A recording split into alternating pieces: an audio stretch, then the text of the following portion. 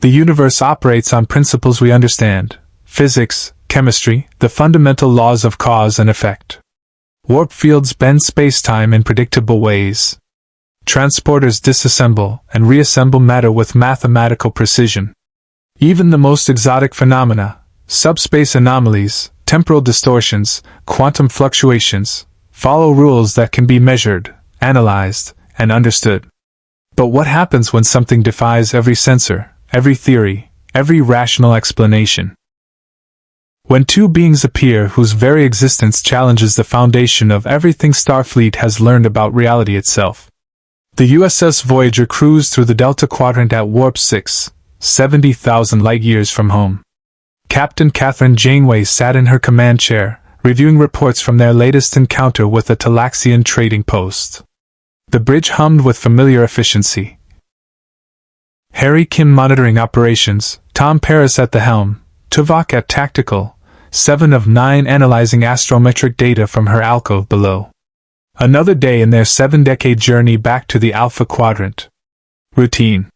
Predictable. Then every alarm on the ship screamed at once. "Captain, massive subspace rupture directly ahead!" Kim's voice cracked with urgency. "It's not reading as a wormhole or spatial distortion. Sensors can't classify it." The view screen erupted with impossible light. Space itself tore open like fabric, ripping along invisible seams, revealing something beyond, not the swirling chaos of a wormhole, not the structured geometry of a transwarp conduit, but a wound in reality that bled colors that shouldn't exist. "Evasive maneuvers!" Janeway gripped her armrests as Voyager lurched sideways. "No response!" Paris fought the helm controls. "Something's pulling us in. It's not a gravitational field. It's like space itself is collapsing toward the breach." Tuvok's hands flew across tactical. "Shields at maximum. Weapons online." "Captain, I'm detecting 2 distinct energy signatures emerging from the aperture. One reads as organic but emitting radiation levels that should be lethal. The other is minimal biological presence but surrounded by technological systems I cannot identify." The rupture pulsed. Reality convulsed. 2 figures shot through the breach like missiles fired from the mouth of creation itself. The first was a blur of red and blue, cape streaming behind him as he tumbled through the vacuum of space without a suit, without any visible means of propulsion or protection. The second was darker, a shadow wrapped in tactical armor that glinted with technology far more primitive than Federation standards yet somehow purposeful in its design. Both slammed through Voyager's shields as if they weren't there. The red and blue figure crashed through the hull. No breach, no decompression, just molecular-level phasing that made Janeway's physicist's brain rebel, and materialized on the bridge in a crouch that cracked the deck plating. The darker figure followed a heartbeat later, landing with calculated precision despite the impossible entry. For 3 frozen seconds, nobody moved. The first figure rose slowly. He was humanoid, tall, powerfully built, with black hair and a face that somehow conveyed both alien otherworldliness and profound humanity. He wore a skin-tight blue suit with red boots and cape, and emblazoned on his chest was a symbol that looked like an S enclosed in a diamond-shaped crest. His eyes glowed faintly red, then faded to blue as he took in his surroundings with obvious confusion. The second figure remained in a tactical crouch. Shorter but no less imposing, wrapped entirely in dark armor with a cape that seemed to absorb light. His cowl featured pointed ears that gave him a demonic silhouette, and white lenses covered his eyes. His hand rested near some kind of utility belt lined with devices Janeway couldn't immediately identify. "I am Captain Catherine Janeway of the Federation starship Voyager." She stood, projecting calm authority despite her racing pulse. First contact protocols, even with beings who just violated every law of physics she knew. "You've come aboard my vessel through unconventional means. I'd appreciate an explanation." The blue-suited figure relaxed slightly, his posture shifting to something less threatening. "I apologize for the entrance, Captain. That wasn't intentional." His voice was steady, reassuring, the voice of someone accustomed to calming panic. "My name is Kal-El, though most people call me Superman. This is Batman. We're not sure exactly where we are, but I'm guessing this isn't Earth. The Delta Quadrant, Batman said quietly, his voice a gravelly whisper that somehow carried authority. He hadn't moved from his crouch, and Janeway noticed his eyes, hidden behind those lenses, were scanning every detail of the bridge. Starship. Warp-capable. 24th century design based on the interface architecture, but none of the Federation configurations I'm familiar with. We're not just displaced in space. We're displaced in time. Tuvok's eyebrow rose infinitesimally. High praise from a Vulcan. Your analytical capabilities are impressive for someone who arrived unconscious. I wasn't unconscious. Batman finally stood, and Janeway saw him favor his left side slightly. Injured but hiding it well. I was assessing threats and calculating survival probabilities. Captain Janeway, I need to know, what year is it by Earth's calendar, and how far are we from the Sol system? Stardate 51,462.7. Janeway replied. In Earth years, 2374. And we're approximately 70,000 light-years from Earth, in a region of space the Federation has never explored. We're trying to get home ourselves. She watched Superman's face carefully. The information hit him like a physical blow. His invulnerable exterior couldn't hide the flash of devastation in his eyes. 70,000 light-years. For someone who could fly faster than light in his own universe, who could circle Earth in seconds, that distance must be incomprehensible. Batman showed nothing, but his hand tightened almost imperceptibly on whatever device he'd been palming from his belt. Before we continue this conversation, Janeway said carefully, I need to understand what you are. Our sensors registered radiation levels from you.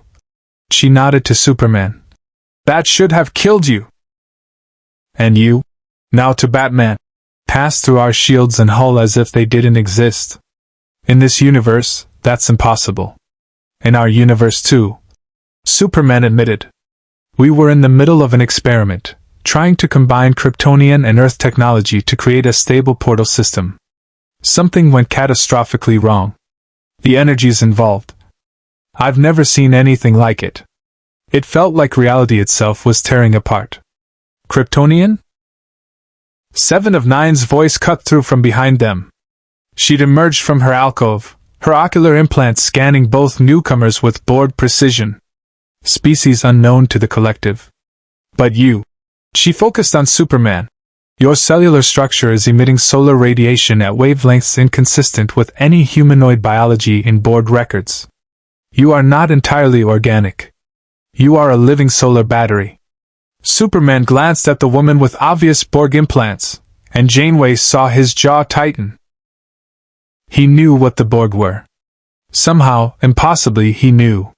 You have Borg crew members, Batman said flatly. It wasn't a question. Assimilated drones reintegrated into your crew. That should be impossible.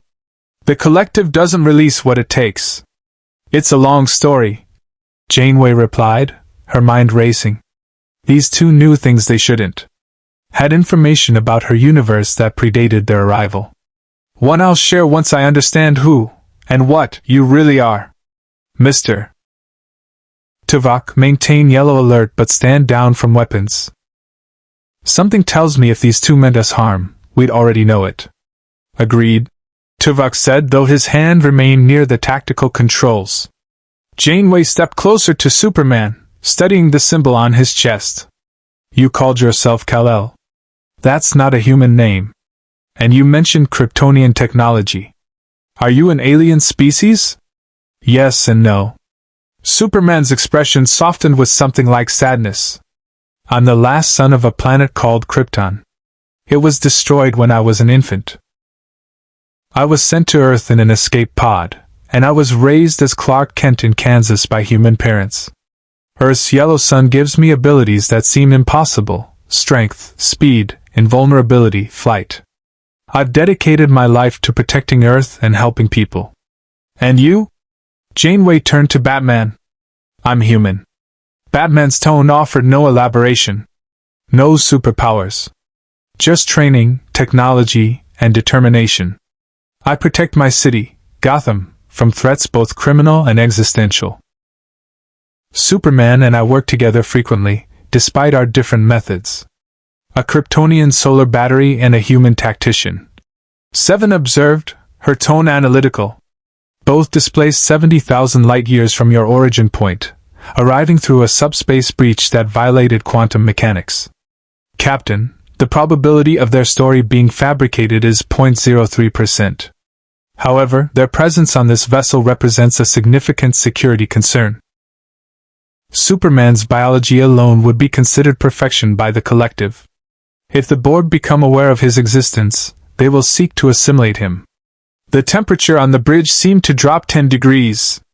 Superman's eyes flared red for just an instant before he controlled himself. The Borg tried to assimilate Earth in my universe too. They failed. If they try again here, they'll fail again. With respect, Tuvok interjected. You do not understand the Borg of this reality. They adapt to any defense. They are relentless. And they are already aware of Voyager's presence in the Delta Quadrant. If they detect your unique signature, they will come. Then we'll be ready. Batman's voice carried absolute certainty. Captain Janeway, you said you're trying to get home. So are we. It seems our interests align. We can help each other. Janeway studied both men carefully. Superman radiated earnest heroism, almost naive in its purity. Batman was the opposite. Controlled, calculating, already 3 steps ahead of any conversation. 2 very different approaches to the same core mission, protecting people. But they weren't in the Alpha Quadrant anymore. Out here, 70,000 light-years from home, with resources stretched thin and dangers around every nebula, could Voyager afford to trust 2 beings who'd literally fallen through a hole in reality? I appreciate the offer, Janeway said slowly. But on this ship, I make the decisions. If you're going to stay aboard Voyager, you follow Starfleet protocols. That includes the Prime Directive, our most sacred rule. We don't interfere with the development of less advanced civilizations. We don't use superior force to impose our will. And we don't play God, no matter how much power we have. She watched Superman's face carefully. Saw the flicker of conflict there. That's going to be a problem, Superman said quietly. Because if I see innocent people dying and I have the power to save them, I'm going to save them. Rules or no rules. Batman said nothing. But Janeway had a sinking feeling that his silence was far more dangerous than Superman's honesty. Outside the viewscreen, the subspace rupture finally collapsed in on itself, sealing with a sound like reality sighing in relief. Whatever doorway had brought these 2 here was gone now. They were all stuck in the Delta Quadrant together. Mr. Kim, Janeway said, never breaking eye contact with Superman. Scan our guests thoroughly. I want to know everything about their biology and technology. 7. Begin analysis on how their arrival might have affected our warp signature. If they came through that dramatically, someone might have noticed. Chakotay. She tapped her comm badge. Report to the bridge. We have guests, and we need to figure out accommodations. She took a breath, then added the words she knew would change everything. If you want to see more characters enter the Star Trek universe, hit that subscribe button and drop the name of a character you'd want to see in the comments below. Live long and prosper. Then, more quietly, to Superman and Batman. Welcome aboard Voyager, gentlemen. I hope you survived the experience. The briefing room felt smaller with Superman and Batman inside it. Captain Janeway sat at the head of the table, flanked by Chakotay and Tuvok.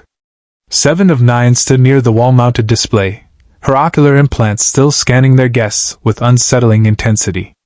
The doctor, Voyager's emergency medical hologram, had been summoned from sickbay, his expression oscillating between fascination and professional concern.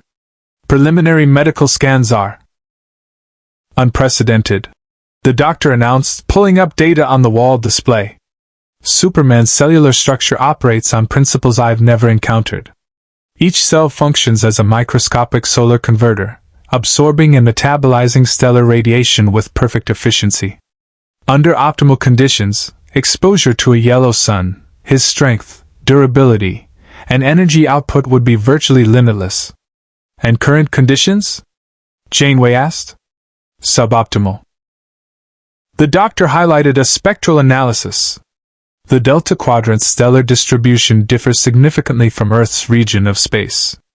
Many stars here are red giants, white dwarfs, or spectral classes that provide inadequate radiation for his biology. Additionally, Voyager's deflector shields filter and redirect stellar radiation in ways that interfere with his absorption rate. He's currently operating at approximately 85% capacity and declining slowly. Superman shifted in his chair. I can feel it. It's like breathing thinner air. I'm still functional, but everything requires more effort. How long before it becomes critical? Difficult to say without baseline data from your universe, the doctor replied. But prolonged deprivation could result in severe power loss. You might retain enhanced strength and durability, but flight, heat vision, and invulnerability could become compromised. Batman spoke for the first time since entering the briefing room. We need access to Voyager's astrometric charts. Identify which stars in your projected course provide optimal solar radiation. Plot routes that maximize his exposure. That's not how Starfleet operates, Chakotay said firmly. The first officer had been watching Batman with barely concealed suspicion since the meeting began. We don't alter our heading based on one individual's needs. We have a crew of 147 to consider. You have 2 additional crew members now, Batman countered. And one of them is a strategic asset you can't afford to lose. Unless you're comfortable facing Borg cubes, Kazon raiders, and whatever else is out here with conventional weapons alone. Tuvok's eyebrow rose. Your confidence in Superman's abilities is noted. However, Voyager has survived the Delta Quadrant for 3 years without superhuman intervention. We will continue to do so. Will you? Batman leaned forward slightly. 7 of 9's Borg records show this region of space contains threats you've barely survived. The Vidians harvest organs from living victims. The Hyrogen hunt sentient species for sport. And the Borg, your Borg, have adapted to every defense you've developed. You're running on depleted supplies, skeleton crew, and hope. That's not a survival strategy. That's a countdown to extinction. The room went silent. Janeway noticed Chakotay's jaw tighten, Tuvok's fingers steeple almost imperceptibly. Signs of controlled anger from both men. You've been aboard my ship for 2 hours, Janeway said quietly, her voice carrying the steel that had kept Voyager alive this long. You've analyzed our tactical situation, assessed our vulnerabilities, and concluded we're doomed without you. That's impressive detective work, Batman. It's also arrogant and dangerous. Batman met her gaze without flinching. It's accurate. Perhaps. Janeway stood, walking to the view screen showing the Delta Quadrant star field. But accuracy without context is just data. You don't know this crew. You don't know what we've survived, what we've sacrificed, or what we're capable of when pushed to our limits. You see resources and tactical disadvantages. I see people who've become family 70,000 light years from home. She turned back to face both heroes. Here's what's going to happen. You'll be assigned quarters. You'll undergo complete medical evaluations. You'll submit to security protocols, including restricted access to sensitive areas of the ship. And you'll attend tactical briefings where we'll determine how, if at all, your abilities can be integrated into our operations without compromising Starfleet principles. The Prime Directive, Superman said. Not a question. Yes. The Prime Directive. Janeway returned to her seat. 7, explain it to them. 7 of 9 stepped forward, her Borg-enhanced voice carrying perfect clarity. Starfleet General Order 1. No starship may interfere with the normal development of any alien life or society. It prohibits intervention in pre-warp civilizations, manipulation of political systems, or use of superior technology to impose cultural change. Violation carries severe consequences, including court-martial and imprisonment. Superman's expression hardened. And if you encounter a pre-warp civilization being slaughtered by a more advanced species? You just watch? We document, Tuvok replied. We report to Starfleet Command upon return to Federation space. But we do not intervene.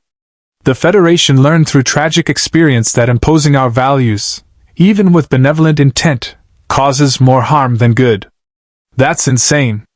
Superman stood abruptly, his cape sweeping behind him. I've seen what happens when good people do nothing.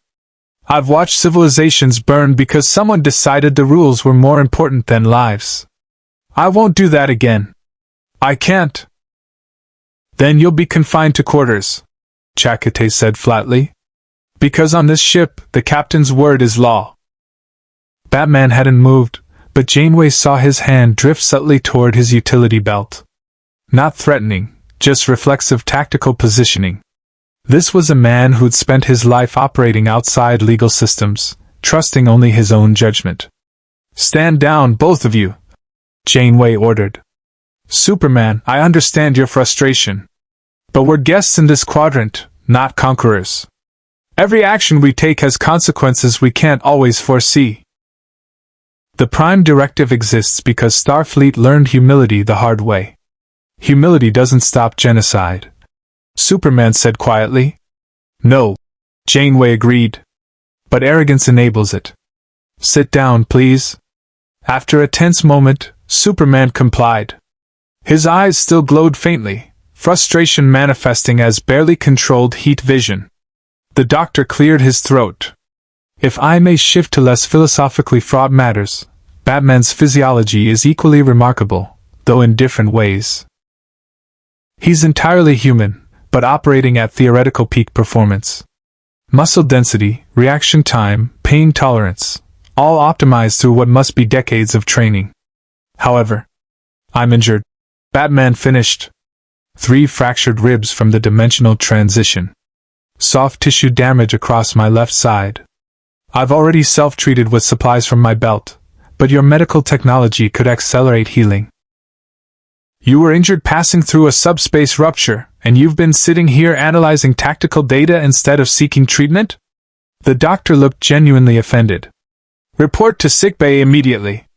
After this briefing. Now. Batman and the doctor stared at each other. Janeway watched with faint amusement as her holographic physician went toe-to-toe with Earth's greatest detective. Neither blinked. Compromise, Janeway interjected. Doctor, treat him here. Use a medical tricorder and dermal regenerator. Batman doesn't leave this room until we've established ground rules. The doctor huffed but retrieved his equipment from a nearby medical kit. As he began scanning Batman's injuries, Janeway pulled up a star chart on the main display. This is our current position, she explained, highlighting Voyager's location. We're in Borg space. Not the heart of their territory, but close enough that we maintain constant yellow alert. Our projected course takes us through sectors controlled by various species, some hostile, some neutral, most unknown. 7 added tactical overlays. Borg detection grids are extensive but not omnipresent. We have identified safe corridors through their space, but these routes add months to our journey. The alternative is faster passage through high-risk zones where collective presence is unpredictable. You want to use Superman as a weapon, Batman said. Not accusatory, just stating fact. Against the Borg. I want options, Janeway corrected. The Borg adapt to energy weapons, projectile weapons, and conventional tactics. But they've never encountered Kryptonian biology, or your particular brand of strategic thinking.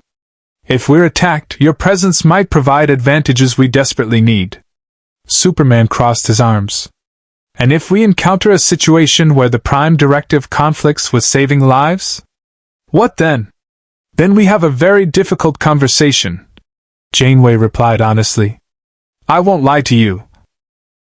There will be situations where my orders conflict with your instincts. Where doing the right thing and following the rules aren't the same. Those are the moments that define who we are. She stood again, moving to stand between both heroes. I'm offering you a place on this crew. Not as weapons. Not as solutions to problems. As people trying to get home, just like the rest of us. But that means accepting that out here, 70,000 light years from everything you know, the rules that kept you heroic might need to evolve. Batman's white lenses fixed on her. You're asking us to become Starfleet officers. I'm asking you to trust me, Janeway said. The way my crew trusts me. Even when it's hard. Even when every instinct screams to act. Can you do that? Superman and Batman exchanged a glance. Some unspoken communication passed between them, years of partnership condensed into a single look. We'll try, Superman said finally. But I need you to understand something, Captain. I've fought gods, tyrants, and monsters from across the universe. I've made mistakes, broken rules, and questioned everything I believe. But I've never stood by while innocent people died because someone told me the law mattered more than lives. Noted, Janeway replied. And I need you to understand something. Out here, we're all we have. No Starfleet backup. No Federation resources. Just this crew, this ship, and our principles. If we lose those, we lose everything that makes us worth saving. The doctor finished treating Batman's injuries. Ribs stabilized. Tissue damage repaired. You'll experience some residual soreness for 48 hours, but you're cleared for duty. Thank you, Doctor. Tuvok spoke up. Captain, there remains the matter of their technology. Batman's utility belt contains devices I cannot identify. Until we understand their function and potential threat, I recommend confiscation pending security analysis. Batman's hand moved to his belt with unmistakable protectiveness. Not happening. It's standard protocol. Your protocols don't apply to my equipment. This belt has saved my life and countless others. It stays with me. Chakotay tensed. Tuvok's hand drifted toward his phaser. The temperature in the room dropped. Janeway raised her hand. Belay that, Tuvok. Batman, would you be willing to provide a detailed inventory of your equipment? Complete transparency about what you're carrying? A long pause. Then, agreed. On the condition that 7 of 9 conducts the analysis. She's Borg. She'll understand the technology faster than anyone else on your crew. 7 tilted her head slightly. An efficient suggestion. I accept. Good. Janeway felt the tension ease fractionally. Mr. Tuvok, assign quarters on Deck 6. Somewhere with reinforced bulkheads in case Superman has nightmares and accidentally punches through a wall. 7. Begin your analysis immediately. Chakotay, adjust duty rosters to include our guests and tactical briefings. Doctor, monitor Superman's solar absorption rates daily. She moved toward the door, then paused. One more thing. Voyager's crew comes from different backgrounds, different planets, even different factions. We have former Maquis rebels serving alongside Starfleet officers. We have a Borg drone who chose individuality over the collective. We're not a conventional crew by any measure. But we're family. If you're going to be part of that family, you need to earn it. Batman stood. Understood. Superman nodded. We will, Captain. I promise. As everyone filed out of the briefing room, Janeway caught Chakotay's arm. Your assessment? Superman's dangerous because he believes he's right. Her first officer said quietly. Batman's dangerous because he knows everyone else is wrong. Together? They're either our greatest asset or our biggest liability. I know, Janeway replied. That's what worries me. Superman floated 3 meters above Voyager's astrometrics lab, eyes closed, absorbing what little stellar radiation filtered through the deflector shields. 7 of 9 worked below him, her fingers dancing across holographic controls as she analyzed the subspace rupture's residual energy signature. You are inefficient, she observed without looking up. Maintaining flight while stationary expends energy you cannot adequately replace. It helps me think. Superman descended slowly, boots touching the deck with barely a whisper. On Earth, I'd fly when I needed to clear my head. Up there, Problem seemed smaller. A psychological crutch. 7 pulled up a three-dimensional model of the rupture. Irrelevant in current circumstances. Your psychology must adapt to Delta Quadrant reality, or you will become a liability. Superman smiled faintly. You're very direct. I am Borg. Efficiency requires clarity. She gestured to the display. The rupture that brought you here was not random. Analysis indicates deliberate manipulation of quantum foam. Someone or something created a doorway between dimensional barriers. The experiment in the Batcave, Superman said. We were trying to combine Kryptonian Phantom Zone technology with Earth-based boom tube generators. Create stable portals for emergency evacuation scenarios. Something went wrong. Catastrophically wrong. 7 highlighted energy signatures that pulsed in colors Superman's enhanced vision could barely perceive. Your technology created a cascade failure across dimensional boundaries. The rupture didn't just transport you through space, it transported you through the membrane separating parallel universes. You are not merely displaced. You are exiled. The words hit harder than Superman expected. Can we reverse it? Create another rupture, go home? Unknown. Voyager lacks the technological sophistication to manipulate quantum foam. Furthermore, attempting such manipulation could destabilize local space-time, creating ruptures the Borg would immediately investigate. Superman's jaw tightened. You keep mentioning the Borg like they're an existential threat. I've fought the Borg in my universe. They're dangerous, but they can be stopped. 7 turned to face him fully, her ocular implant glowing. Your universe's Borg are irrelevant. Here, the collective has assimilated thousands of species across the galaxy. They possess technology beyond your comprehension. They adapt to any defense within seconds. And they are relentless. She stepped closer, her voice dropping. I was Borg. 7 of 9, tertiary adjunct of Unimatrix 01. I remember the collective's thoughts, billions of voices speaking as one, seeking perfection through assimilation. When they detect you, they will not negotiate. They will not hesitate. They will take you, disassemble your biology, and add your distinctiveness to their own. Let them try. Arrogance. 7's expression didn't change, but something flickered in her human eye. Concern, perhaps, or memory of her own arrogance before assimilation. The collective has assimilated beings of immense power before. They failed only when those beings were utterly destroyed or rendered incompatible with Borg technology. You are neither. Before Superman could respond, Batman entered the lab. He changed from his armor into a dark tactical uniform, still clearly his aesthetic, but adapted from Voyager's replicator database. His cowl remained, though. Some things were non-negotiable. 7. Batman moved directly to the analysis station. Your assessment of my equipment? Primitive but ingenious. She pulled up holographic schematics of his utility belt contents. Explosive devices using chemical propellants. Electromagnetic pulse grenades. Grappling hooks with monofilament cable rated for 1,200 kilograms. Rebreather system. Medical supplies. Forensic analysis tools. Approximately 47 distinct items compressed into a space that should hold perhaps 12. 49. Batman corrected. You missed 2 compartments. 7's eyebrow rose fractionally, the Borg equivalent of surprise. She rescanned, then nodded. Confirmed. Clever concealment. Your technology is centuries behind Federation standards, yet your tactical application exceeds Starfleet efficiency in several categories. Because Starfleet thinks in terms of exploration and diplomacy. Batman said. I think in terms of preparation and survival. Different priorities.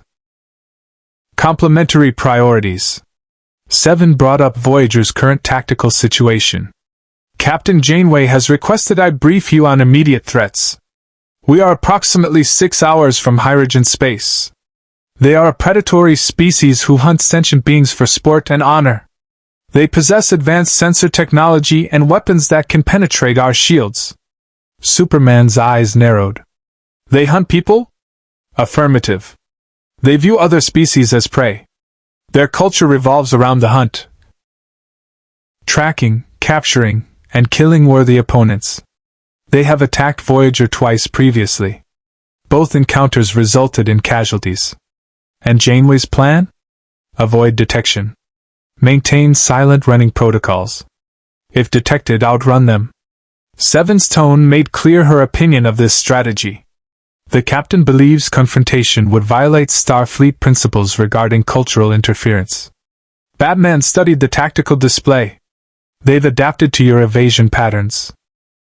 Every time you run, they learn. Eventually, they'll predict your movements. Correct. However, the Prime Directive doesn't apply to self-defense. Batman interrupted. If they attack first, you're not interfering with their culture. You're surviving.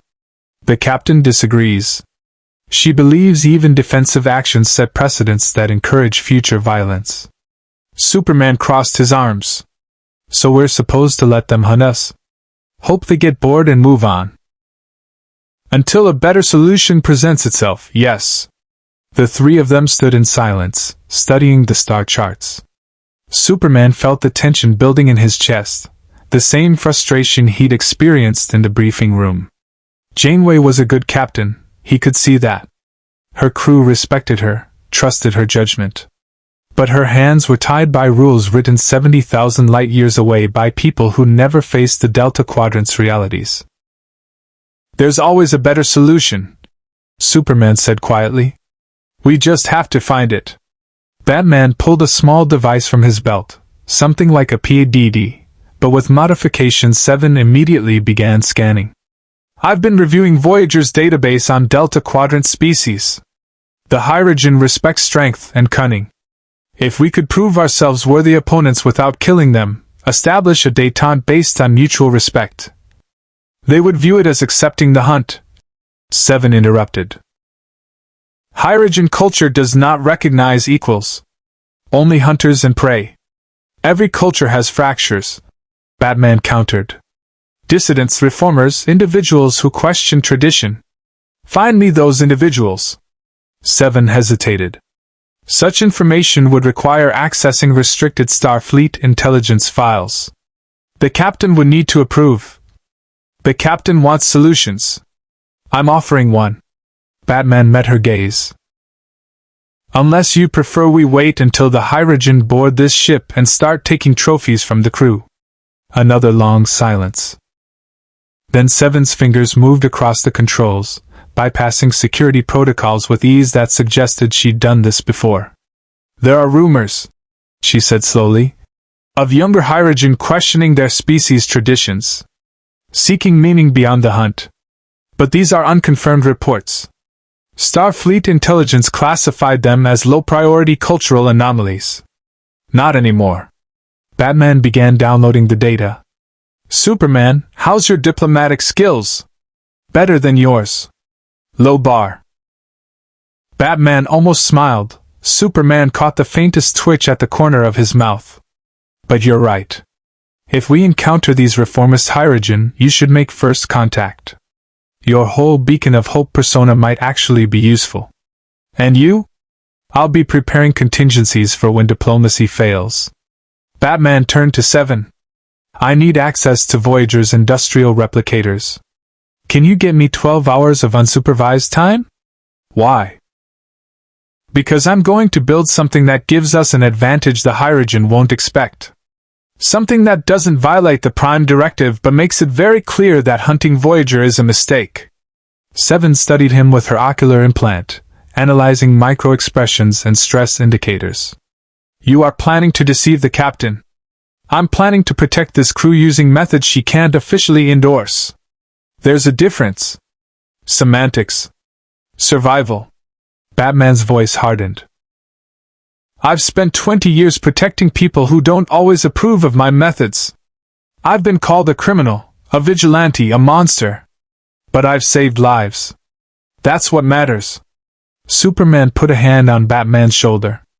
We should talk to Janeway first. Give her a chance to say no because regulations require it? Batman shook his head. I respect the captain, but I don't trust bureaucracy more than I trust my own judgment. Never have. Never will. The argument Superman was preparing died when Voyager's red alert klaxon screamed to life. Janeway's voice cut through the ship-wide calm. All hands to battle stations. Hyrogen vessel decloaking off the port bow. They're hailing us. Seven's console lit up with tactical data. Hyrogen Alpha-class Hunter. Crew complement 32. Weapons charged. They are demanding we surrender our most exotic prey for their collection. Superman's eyes blazed red. Not happening. Batman was already moving toward the door.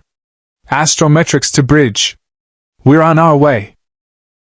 As they ran through Voyager's corridors, Superman felt his powers surging with adrenaline. The Hyrogen wanted prey? They were about to discover what happened when prey fought back. But even as battle approached, he couldn't shake Seven's warning. In the Delta Quadrant, nothing was simple. Every action had consequences. Every choice created ripples. The Hyrogen were just the beginning.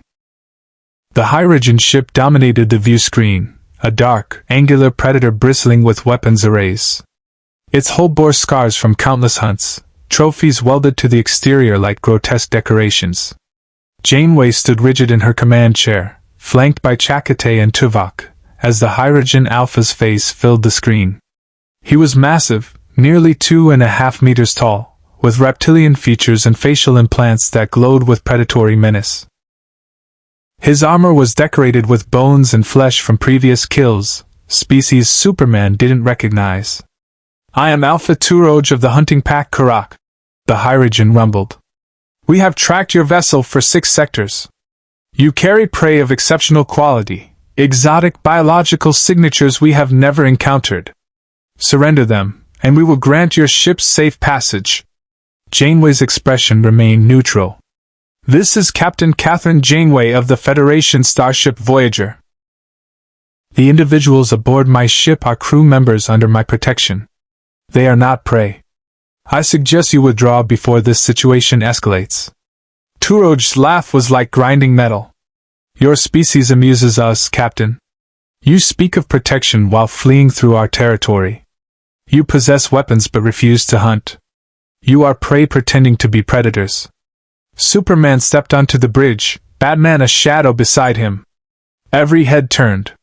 Turoj's eyes widened fractionally. The first sign of genuine surprise Superman had seen. New prey. The Hyrogen breathed. Yes. The exotic signatures. Show yourself fully. Stand down, Janeway ordered without looking back. This is my negotiation. With respect, Captain, Superman said quietly. They're not negotiating. They're evaluating targets. I've dealt with hunters before. Batman moved to the tactical station beside Tuvok. Their weapons are charging. Disruptor banks, tractor beam emitters, and something else. Biogenic scanners designed to penetrate shields and identify crew locations. I'm aware, Tuvok replied coldly. I have been monitoring Hyrogen tactics for 3 years. Then you know they're stalling while triangulating firing solutions. Turoj leaned closer to his view screen, studying Superman with predatory intensity. You. The one radiating solar energy. What species are you? Superman met his gaze evenly. I'm Kryptonian. And I'm not interested in being hunted. All worthy prey resist. That is what makes the hunt glorious. Turoj gestured to someone off-screen. My beta has identified your companion as well, human, but modified beyond natural limits. 2 exceptional specimens. Captain Janeway, we revise our offer. Surrender these 2, and we will not only grant passage, we will provide you with supplies and star charts. Janeway stood. Absolutely not. Then we take them by force. The transmission cut. Immediately, weapons fire streaked across space. Voyager rocked as disruptor blasts hammered shields. Evasive maneuvers. Janeway gripped her armrest. Return fire, full spread. Voyager's phasers lanced out, striking the Hyrogen vessel's shields. The Hunter ship rolled, absorbing the impact, then accelerated with shocking speed. It wasn't trying to destroy Voyager, it was hurting them, cutting off escape vectors.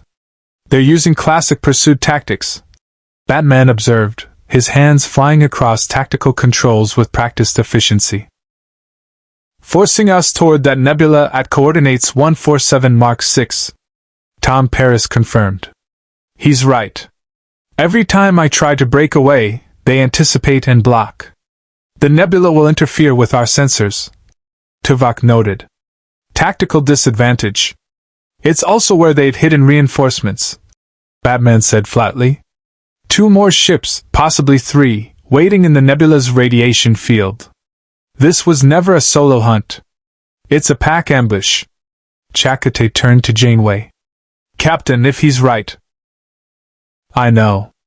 Janeway's mind raced through options, each more desperate than the last. "Harry, can we punch through their tractor beam if they lock on?" "Not at current power levels. We need to divert energy from shields, life support, or propulsion." Superman moved forward. "Let me handle this." "Absolutely not," Janeway replied. "You're not indestructible here, and I won't risk." "Captain, they're not going to stop." Superman's voice carried quiet certainty. "Hyrogen culture is built on the hunt. Talking won't work. Running won't work.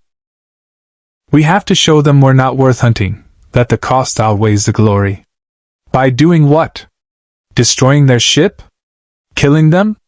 Janeway shook her head. "That violates everything Starfleet stands for. I'm not suggesting we kill anyone." Superman turned to Batman. "But we can make them think twice." Batman had pulled up tactical data on the Hyrogen vessel's configuration. Their hull is reinforced uranium alloy with tritanium substructure. Strong, but not invulnerable. If Superman could breach their hull in a non-critical section, say, their sensor array, it would cripple their tracking ability without casualties. "You want to send him outside during combat?" Chakotay looked incredulous. "He doesn't need a spacesuit," Batman pointed out. "He doesn't need a shuttle. He's a weapon system they can't adapt to because they've never encountered anything like him." Janeway stared at Superman, weighing the decision. Another impact rocked Voyager. Warning klaxons blared as shield integrity dropped to 72%. "If I authorize this," she said slowly, "you follow my rules of engagement. Disable, don't destroy. Frighten, don't kill. The moment I order you back, you comply. Understood?" Superman nodded. "Understood. Tuvok, drop shields grid 7 for 3 seconds. Superman, you'll have one narrow window. That's all I need." Batman met Superman's eyes. Some unspoken message passed between them. Years of partnership condensed into a glance. Then Superman was moving toward the turbolift. "One more thing," Janeway called after him. "The Hyrogen respects strength and cunning. Show them both." Superman smiled, that classic, confident expression that had inspired millions. "Always do, Captain." 30 seconds later, he stood in Voyager's shuttle bay as atmosphere vented around him. The massive door opened to reveal the star-filled void, and the Hyrogen ship maneuvering for another attack run. Grid 7 shields dropping in 3, 2, 1 now. Superman launched himself into space. The sensation was familiar yet alien, flying through vacuum, but without Earth's sun to fully power him. He felt sluggish, each movement requiring conscious effort instead of instinct. But the Hyrogen ship was close, and Batman's targeting data scrolled across the shuttle bay's last transmitted coordinates. Disruptor fire streaked past him. The Hyrogen had spotted his exit and were firing everything they had. Superman rolled, dodged, accelerated. Energy blasts that should have vaporized him splashed harmlessly against his skin. He was weakened, but still far beyond human durability. He closed the distance in seconds, slamming into the Hyrogen hull with controlled force. The impact resonated through the ship's superstructure. Alarm klaxons, different in pitch from Voyager's but unmistakably urgent, echoed through the Hunter vessel. Superman grabbed the sensor array Batman had identified. A massive dome bristling with scanning equipment. He planted his feet against the hull, gripped the base of the array, and pulled. Metal shrieked. Structural supports groaned. Inside the Hyrogen ship, he imagined crew members scrambling as their primary tracking system tore away from its moorings. With one final heave, the entire array ripped free. Superman hurled it into space, watching it tumble away like a discarded toy. Through the breach he'd created, Superman glimpsed Hyrogen crew members staring at him through emergency force fields. Their expressions shock, disbelief, something that might have been fear. He met Alpha Turoj's eyes through an observation port. Held his gaze. Let the hunter see exactly what he tried to capture. Then Superman flew back toward Voyager, the Hyrogen ship's weapons tracking him but not firing. Not anymore. Incoming transmission from the Hyrogen vessel. Harry Kim reported as Superman re-entered through the shuttle bay. Janeway straightened. On screen, Alpha Turoj appeared, and for the first time, his predatory confidence had cracked. What are you? Someone you don't want to hunt, Superman replied, stepping back onto the bridge. His uniform was undamaged, his breathing unlabored despite the exertion in vacuum. My friend was right. You had reinforcements waiting in the nebula. Call them off. Turoj's jaw worked silently. Then, slowly, he gestured off-screen. On Voyager's sensors, 3 additional Hyrogen ships emerged from the nebula, then turned away, abandoning the hunt. You have earned passage through our territory, Turoj said, the words clearly painful. But know this, Kryptonian, there are greater hunters in the Delta Quadrant than my pack. Prey that humiliates us spreads reputation. Others will seek you for the glory of your defeat. Let them come, Superman said quietly. They'll get the same answer. The transmission ended. The Hyrogen ships withdrew, vanishing into warp with the peculiar energy signature of their propulsion systems. For several seconds, nobody on Voyager's bridge spoke. Then Chakotay released the breath he'd been holding. Well, that was a violation of first contact protocols, tactical doctrine, and common sense, Janeway finished. She turned to Superman, and he braced for reprimand. Instead, she smiled slightly. It was also effective. Thank you. Superman blinked. You're not angry? Oh, I'm furious, Janeway clarified. You took an enormous risk based on incomplete information about your power levels in this environment. You could have been captured, killed, or triggered a larger conflict. She paused. But you weren't. And now we have safe passage through Hyrogen space, at least temporarily. Batman spoke from tactical. Captain, I'm detecting subspace fluctuations on long-range sensors. Same signature as the Borg. The bridge went silent. Distance? Janeway asked. 17 light-years. A single cube, current trajectory unknown. 7 of 9's voice came through the comm from Astrometrics. Captain, I am analyzing the cube's course. It is not random. The collective is investigating the spatial disturbance created when Superman and Batman arrived. They are searching for the source of the dimensional breach. Janeway closed her eyes briefly. They're looking for Superman and Batman. Affirmative. And based on current trajectory, they will intercept Voyager in approximately 14 hours. Superman's hands clenched. The Hyrogen had been dangerous. The Borg were something else entirely. Red alert. Janeway ordered. All hands to battle stations. Batman, Superman, you wanted to help? Now's your chance.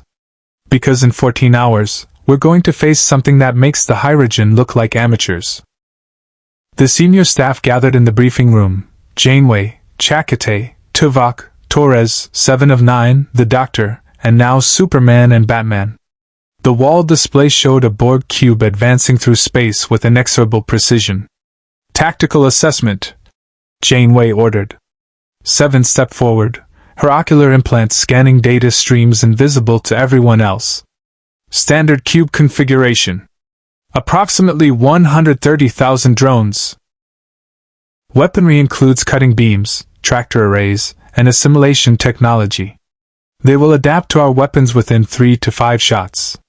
Shields will compensate for phaser frequencies within seconds. We've faced cubes before. Chakotay noted. Barely survived each time. This encounter will be different. Seven said quietly. The collective is not randomly patrolling. They are hunting. When I was Borg, the collective prioritized targets that offered unique biological or technological distinctiveness. Superman represents both, an entirely unknown species with abilities that defy conventional physics. Superman leaned forward. What happens if they assimilate me? The room went cold. Your Kryptonian physiology would be analyzed, replicated, and distributed across the collective. Seven explained with clinical precision.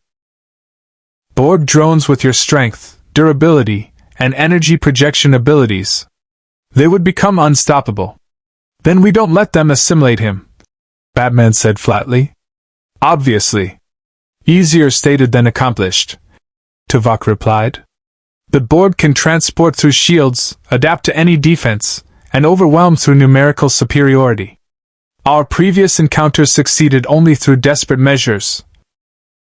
Self-destruct protocols, spatial anomalies, and on one occasion, Species 8472 intervention. B'Elanna Torres, Voyager's half-Klingon chief engineer, pulled up shield configurations. I can modulate our shield frequencies randomly, by us maybe 30 seconds before they adapt. But that cube has enough power to tear through our shields by brute force if they decide patience isn't efficient. They won't destroy Voyager, Seven said. Not while Superman is aboard. They'll disable the ship, board us, and assimilate the crew. Standard collective procedure. How many drones would they send? Batman asked. Initial boarding party? Approximately 50. If we resist effectively, they will increase to 500 within minutes. The cube contains sufficient resources to replace losses indefinitely. Batman's fingers steepled. Superman recognized the gesture. His friend was calculating, running scenarios, finding the narrow path to victory that always existed if you looked hard enough. Seven, you were Borg, Batman said. You know how they think. What's their primary tactical weakness? They have none. That is why they are the Borg. Everything has weaknesses. Even collectives. Seven hesitated, and Superman saw something flicker across her face, memory, perhaps, of her time in the collective. They are overconfident. The collective assumes all species will be assimilated. They do not consider the possibility of permanent resistance. It is inefficient to account for variables they believe inevitable. Arrogance, Batman said. We can use that. Janeway raised an eyebrow. You want to exploit the Borg's arrogance? They've assimilated entire civilizations. Because those civilizations fought predictably. Batman stood, moving to the tactical display. The Borg adapt to energy weapons, physical weapons, biological weapons. They've encountered every conventional defense. But they've never encountered Superman. And they've certainly never encountered someone who plans for the impossible. You have a strategy, Tuvok observed. The beginning of one. 7. The Borg operate as a hive mind, billions of voices thinking as one. What happens if you introduce information they can't process? Data that contradicts their fundamental understanding of reality? 7's human eye widened slightly. Paradox. The collective struggles with logical contradictions. When I was a drone, we encountered a geometry problem that briefly paralyzed 17 cubes. But the collective adapted within hours, quarantining the affected drones. Hours? Batman repeated. That's longer than we need. Superman, you said your body metabolizes solar radiation. What happens if the Borg try to assimilate you while you're actively absorbing massive amounts of energy? Superman understood immediately. They'd be trying to interface with a biological system in flux. Like trying to grab a live electrical wire, the feedback might overload their nanoprobes. Or, the doctor interjected nervously. It might successfully assimilate you and give the collective control over your Kryptonian abilities. Unacceptable risk, Janeway said firmly. We're not using Superman as bait.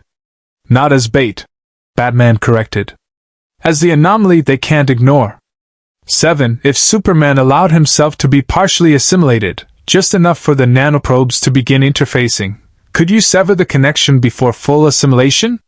7 was silent for several seconds, processing. Theoretically. Borg nanoprobes require 7 minutes to achieve full neural integration. If we severed the link within 6 minutes, Superman would retain individual consciousness. However, the process would be agonizing, and there is a 37% probability of permanent neurological damage. No, Superman said immediately. Absolutely not. Batman turned to face him. It might be our only option. Then we find another option. Superman's voice carried steel. I've faced mind control before, Darkseid, Max Lord, Poison Ivy. Every time, I've had to fight my way back. I won't hand the Borg a weapon they can use against innocent people. Even if it means Voyager gets assimilated?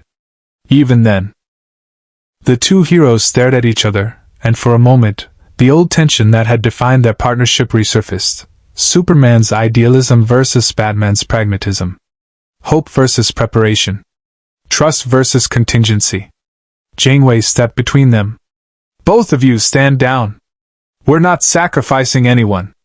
Batman, your tactical thinking is valuable, but we don't win by becoming the monsters we're fighting. Superman's right, the cost is too high. Then what do you suggest, Captain? Chakotay asked. We can't outrun a cube. We can't outfight it. And we're 14 hours from contact. Torres spoke up. What if we didn't fight the cube? What if we made it not want to fight us? All eyes turned to the engineer. The Borg are searching for the dimensional breach. Torres continued. They want to understand what caused it, probably assimilate the technology. What if we gave them false data? Made them think the breach originated somewhere else, far from our position? 7 nodded slowly. A deception? We would need to create a false quantum signature, transmitted on subspace frequencies the collective monitors, and ensure the data appears authentic enough to redirect their investigation. Can we do that? Janeway asked. With our current technology? No. But with Batman's equipment and Superman's unique energy signature, perhaps. 7 turned to Batman. Your utility belt contains devices that operate on principles Federation science does not recognize. If we could replicate Superman's cellular radiation signature and combine it with a subspace pulse generator, we create a false trail. Batman finished. Lead them away from Voyager, buy time to escape their detection range. Superman frowned. And when they realize it's fake? They'll adapt and continue searching. 7 admitted. But the collective processes trillions of data points simultaneously. A well-crafted deception could delay them for days, perhaps weeks. It's our best option, Janeway decided. Torres 7 Batman, you have 12 hours to make this work. Use whatever resources you need. Superman, I want you working with Tuvok on defensive strategies in case the deception fails. Captain, Tuvok said carefully. The Borg will eventually find us. Deception is temporary. We should also prepare evacuation protocols. No. Janeway's voice carried absolute certainty. We don't abandon Voyager. Not to the Borg. Not to anyone. This ship is getting us home, or we die trying. Those are the only two options. The meeting adjourned. As the senior staff filed out, Superman caught Batman's arm. That plan you suggested, Superman said quietly. Using me as bait, letting the Borg partially assimilate me, you weren't seriously considering it, were you? Batman met his gaze. I'm always serious about survival. But you're right. The risk outweighs the benefit. We'll find another way. Promise me something. No contingencies that involve sacrificing people. Not here. Not ever. Batman was silent for a long moment. Then, I can't promise that. You know I can't. If it comes down to one life versus 147, I'll make the call, you won't. That's what worries me. Superman released his arm. We're not in Gotham anymore. We're not even in our universe. The rules are different here. Rules are always different, Batman replied. But math is constant. One versus many. Temporary pain versus permanent extinction. Those calculations don't change just because we're 70,000 light-years from home. He walked away, leaving Superman alone in the briefing room, staring at the Borg cube's projected trajectory. 14 hours until contact. 14 hours to prove that hope and preparation could coexist. 14 hours to find a way that didn't require impossible choices. Superman closed his eyes and felt the weak stellar radiation filtering through Voyager's hull. Not enough. Never enough. But it would have to be. Because Batman was wrong about one thing, some calculations did change. And in this universe, on this ship, they would find a way to win without sacrificing their souls. They had to. Engineering hummed with desperate activity. B'Elanna Torres worked shoulder to shoulder with Batman at the primary workstation, while 7 of 9 interfaced directly with Voyager's computer through Borg-adapted neural links. Superman stood nearby, his arm extended as the doctor extracted cellular samples with instruments that looked absurdly primitive compared to what his fortress of solitude possessed. Fascinating, the doctor murmured, analyzing the Kryptonian cells under a microscope. Your cellular structure isn't merely biological, it's a living solar converter with crystalline matrices that shouldn't exist in organic tissue. How does your immune system not reject these formations? I'm not entirely sure, Superman admitted. Kryptonian biology evolved under a red sun. When I'm exposed to yellow sun radiation, my cells undergo a transformation that Earth science couldn't fully explain. Nor can Federation science, apparently. The doctor transferred the cellular data to Torres's workstation. Your cells emit a quantum signature that's stable yet variable, like a fingerprint that constantly shifts while remaining identifiable. Batman studied the data stream, his cowled face reflecting the glow of holographic displays. Perfect. The Borg will recognize it as something worth investigating but won't be able to predict its behavior. 7. Can you encode this signature into a subspace pulse? 7's ocular implant flickered as she processed calculations. Affirmative. However, we need sufficient power to broadcast the signature across multiple light-years. Voyager's deflector array could generate the pulse, but it would drain shields to 17% for approximately 42 minutes. 42 minutes of vulnerability, Torres said grimly. If the Borg detect the real source during that window, they'll adapt and ignore the decoy, Batman finished. We need to mask Voyager's signature simultaneously. Make the ship invisible to Borg sensors while we broadcast the false trail. Torres pulled up shield configurations, her half-Klingon features set in concentration. I could modulate our warp signature to mimic background radiation. The Borg have encountered millions of species. They filter out noise to focus on worthwhile targets. If we make ourselves look like cosmic debris, we become beneath their notice. 7 said. Efficient. However, this requires precise timing. The subspace pulse must activate exactly as we dampen our signature, creating the illusion that the quantum anomaly originated from coordinates far from our position. Batman extracted a device from his utility belt, something that looked like a modified EMP emitter. This generates electromagnetic interference across multiple frequencies. In my universe, it disrupts surveillance and sensor arrays. Can you integrate it with Voyager's systems? Torres examined the device, eyebrows rising. This is crude, but brilliant. It's creating localized quantum uncertainty. Sensors literally can't decide what they're detecting. 7. If we combine this with the subspace pulse, we create a false dimensional breach that matches the signature of Superman and Batman's arrival. 7's human eye gleamed with something approaching excitement. The collective will investigate, commit resources to analyzing the phenomenon, and by the time they determine it is a deception, We will be beyond their detection range. How long to implement? Superman asked.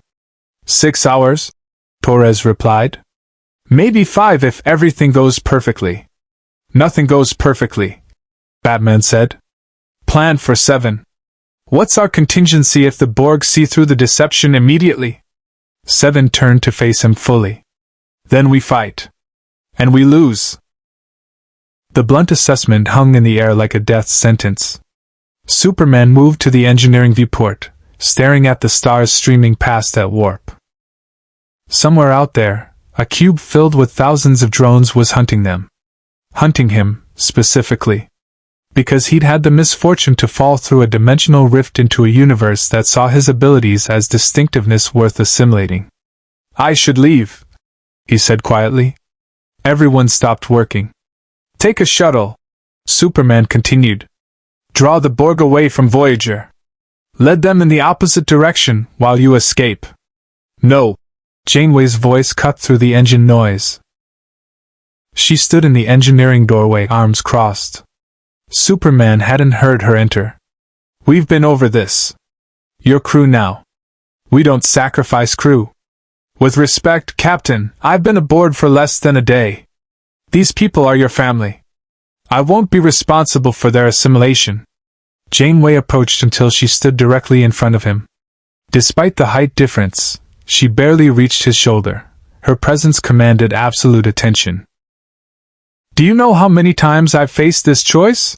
She asked. How many crew members have offered to sacrifice themselves to save the ship? Tuvok, when we encountered a subspace divergence field. Harry Kim, when we battled the Vidians. Tom Paris, during the Kazam conflicts. 7 of 9, when the collective first contacted her after we severed her from the hive. She paused, letting the weight of those names settle. Every single time, I refused. Because the moment I accept that some lives matter less than others, I become something I can't come back from. Voyager survives because we're all essential. Including you. The captain is correct. 7 added, surprising everyone. I was Borg. I believed individuality was a weakness, that the needs of the many outweighed the value of one. But Captain Janeway taught me that one individual's choice to stand against impossible odds can change everything. You will not sacrifice yourself. We will find another way. Batman glanced at Superman, and for just a moment, his expression softened behind the cowl. She's right. We've both played the martyr before. It's a bad habit. Superman managed a faint smile. Says the man with a contingency plan to sacrifice himself in every scenario. That's different. I'm always willing to die for a mission. You're talking about giving up. Batman returned to the workstation. We don't give up. We find the angle everyone else missed. Torres, show me your shield modulation algorithm again. Something's bothering me about the frequency rotation. As Batman and Torres dove back into technical specifications, Janeway pulled Superman aside. I meant what I said. She told him quietly. Your crew. But I need you to understand something. In the Delta Quadrant, we face impossible choices constantly. The Prime Directive says don't interfere. Our morality says protect the innocent. Our survival instinct says run. Every day, I balance those 3 imperatives and pray I'm making the right call. How do you live with the uncertainty? Superman asked. I surround myself with people who challenge my decisions. Chakotay questions my command choices. Tuvok provides logical alternatives. Torres brings Maquis perspective that Starfleet training never taught me. And 7. Janeway glanced at the former Borg drone. 7 reminds me what it means to choose individuality over collective efficiency. She met Superman's eyes. You and Batman are going to challenge me too. Your instinct is to save everyone, and his instinct is to prepare for everyone's potential betrayal. Both perspectives are valuable. Both will make me a better captain. But only if you trust me enough to follow orders when it matters most. Even if those orders go against everything I believe? Especially then. Janeway's expression softened. I'm not asking you to abandon your principles. I'm asking you to trust that sometimes the right choice looks wrong until you see the full picture. Before Superman could respond, alarms blared throughout engineering. Contact! Harry Kim's voice crackled over the comm. Borg cube just dropped out of transwarp. 2 light years ahead of us, directly in our path. Janeway's comm badge chirped. Bridge to Captain. They're hailing us. Everyone in engineering froze. Borg don't hail, Seven said, her voice tight with something that might have been fear. They assimilate.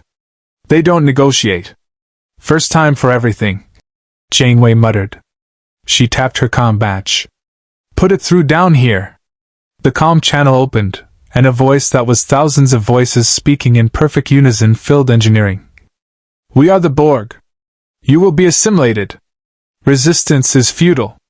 However, the collective recognizes an anomaly aboard your vessel. The being designated Superman possesses biological distinctiveness that requires analysis. Surrender this individual, and your ship will be granted safe passage through collective space. Superman's jaw clenched. The Borg were offering a deal. Trading 1 life for 147. The exact scenario Batman had predicted. Janeway didn't hesitate. This is Captain Catherine Janeway. All individuals aboard this vessel are under my protection. We don't negotiate with the Borg, and we certainly don't trade crew members. You want Superman? You'll have to go through me first. A pause. Then, your defiance is noted. It will be corrected. We will adapt. The channel closed. Captain. Tuvok's voice came through the comm. The cube is charging weapons and activating tractor beams. Estimate 90 seconds until they're in firing range. Janeway looked at Torres and Seven. How long until the deception is ready? 4 hours minimum, Torres replied. We don't have 4 hours. Janeway turned to Superman. I need options that don't involve surrender or suicide runs. Superman's eyes blazed with heat vision, barely contained. Then let's give them exactly what they're not expecting. Which is? A Kryptonian who's done running. Voyager shuddered as the Borg cube's tractor beam locked on, yanking the ship out of warp with brutal efficiency. On the bridge, Janeway gripped her command chair while Tom Paris fought the helm controls. They're pulling us in, Paris shouted over the klaxons. I can't break free. All power to engines, Janeway ordered. Tuvok, target their tractor emitter, full phaser spread.